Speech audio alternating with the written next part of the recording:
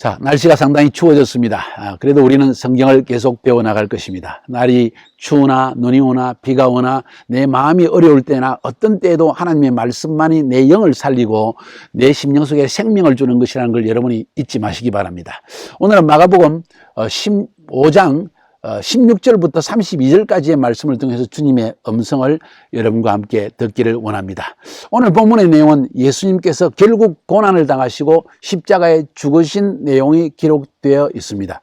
왜 마가는 이 내용을 우리에게 남겼을까요? 하나님께서는 왜 지금 2000년이 지난 이후에 지금 이 본문을 우리로 하여금 읽게 하실까요?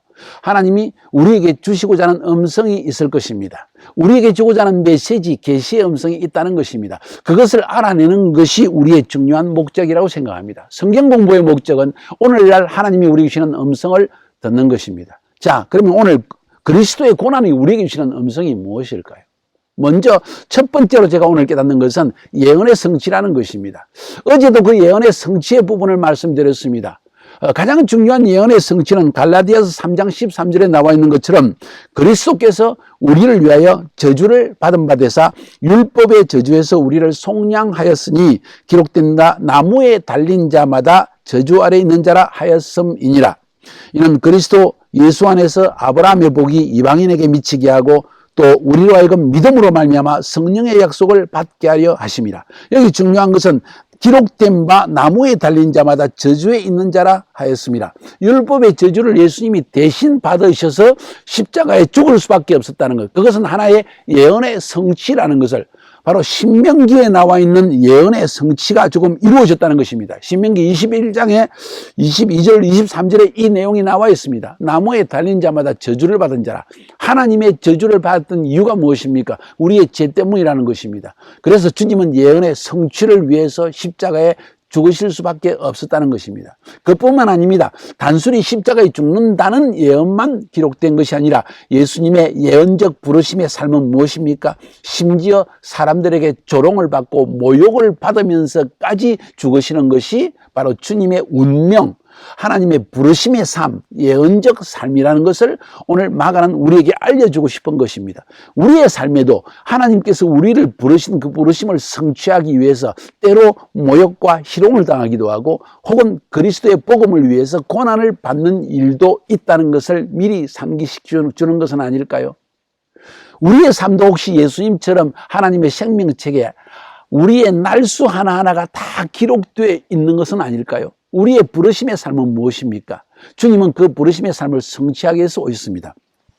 오늘 성경에 보니까 본문에 예수님이 당한 고난 혹은 모욕을 당한 이야기가 몇 가지가 기록되어 있는데 군병들이 예수님을 희롱했다는 이야기입니다. 자색 옷을 입히고 가시 면류관을 씌우고 갈대를 손에 짚어가지고 다시 말해서 왕복을 입히고 왕관을 씌워가지고 왕의 그 지팡이를 딱 짚어가지고 네가 왕이라면 유대인의 왕이야 평안할지다 하고 엎드려서 조롱하면서 욕하고 침을 뱉으면서 꿇어 엎드려 절을 했다는 것입니다. 이 모든 것이 결국은 이사야서 50장 6절에 나와 있는 예언의 성취라는 것을 말해줍니다.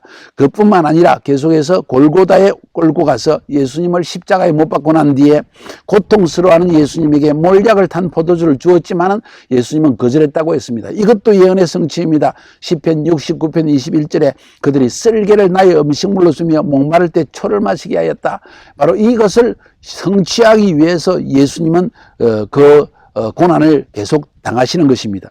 24절부터 28절까지에서는 십자가에 못 박고 옷을 나누어 가졌다고 했습니다. 이것도 다 성경의 시편에 기록되어 있는 내용일 것입니다. 시편 22편 18절에 내 겉옷을 나누며 내 속옷을 제비 뽑나이다.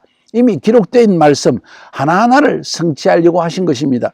29절부터 32절까지에서도 지나가는 자들, 대제사장들 모두가 고개를 흔들면서 예수님을 모욕합니다. 저가 유대인의 왕이라면 다른 사람을 구원하면서 왜 자기는 구원하지 못하느냐? 성전을 사흘 만에 허물고 그리고 다시 세운다는 이자야 네가 먼저 십자가에서 내려와라. 자신을 구원해봐라 하면서 모욕했다는 것입니다. 시편 22편 7절 8절에 이렇게 기록되어 있습니다.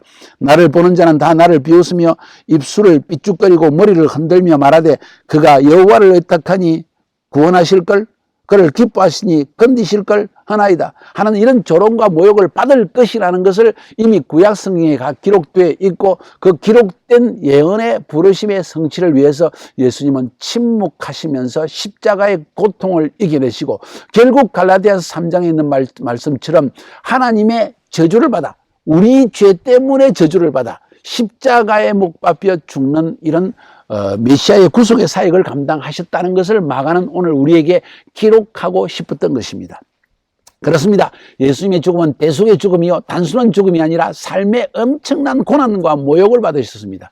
보통 사람 같으면 이런 모욕을 당하고 참을 수가 없습니다. 내가 무슨 죄를 지었느냐? 어제도 그런 말씀을 드렸죠. 그렇게 할 수 있지만은 예수님은 사람의 말에 귀를 기울이지 아니하시고 자신의 부르심을 성취하는 일에만 집중했다는 것을 오늘 본문은 우리에게 명백하게 말하고 있습니다. 자, 여기서 예수님의 고난의 의미를 다시 한번 생각해 봅시다. 예수님의 고난의 의미는 분명히 십자가에서 죽으셔야 된다는 예수님의 부르심의 성취입니다. 예언의 성취입니다. 맞죠? 그렇습니다. 자, 그것뿐일까요? 예수님이 고난받은 이유, 이렇게 모욕을 당하고 피를 흘리고 고통당하고 창에 찔려서 신음하시고 그 아픔을 이겨내신 가장 근본적인 이유가 무엇일까요? 좀 더 구체적으로 우리에게 와닿는 고난받으신 이유가 뭐냐는 것입니다. 어떻게 생각하십니까? 저는 히브리서를 읽으면서 그 답을 얻게 됩니다. 히브리서 4장 14절 15절에서 이런 내용이 기록되어 있습니다. 그러므로 우리에게 큰 대제사장이 계시니 성천하시니 곧 하나님의 아들 예수시라. 우리가 믿는 도리를 굳게 잡을지어다. 우리에게 있는 대제사장은 우리의 연약함을 동정하지 못하실 이가 아니요 모든 일에 우리와 똑같이 시험을 받으신 이로되 죄는 없으시니라. 우리와 똑같이 시험을 받으셨다. 왜 시험을 받으셨을까? 히브리서 2장 17절 18절로 앞으로 돌아갑니다.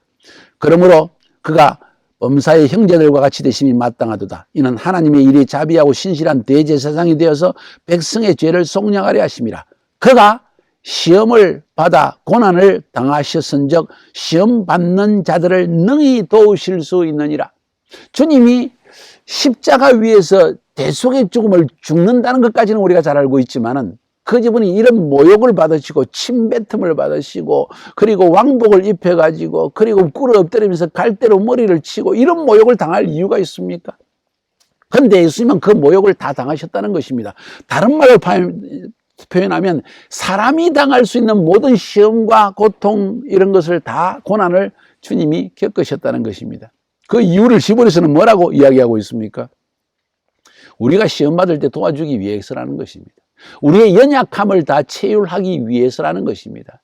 우리는 어려움을 겪을 때, 고난을 당할 때 아무도 나를 알지 못한다. 누가 내 사정을 알고 있느냐? 내가 이렇게 어려운데 내 부모가 아느냐? 내 자식이 아느냐? 내 형제가 아느냐? 누구도 모른다고 생각하지만 주님은 이 자리에서 말씀하실 겁니다. 아들아, 네가 받는 고난, 네가 받는 시험, 네가 받는 억울함 내가 다 받았다. 그래서 나는 너를 도울 수 있다. 그래서 나는 너를 도울 수 있다. 여러분, 그래서 우리가 주님께 달려가는 것입니다. 그래서 그가 우리의 대제사장이라는 것입니다. 그분께 나아가면 우리의 모든 사정을 아시고 우리 연약함을 다 겪으시고 고난을, 우리가 받는 고난에 하나도 빠짐없이 다 당하신 그분께서 아버지께 구하여 우리의 기도를 들으시고 응답하시고 우리를 구원할 수 있다는 사실을 말하는 게 아니겠습니까?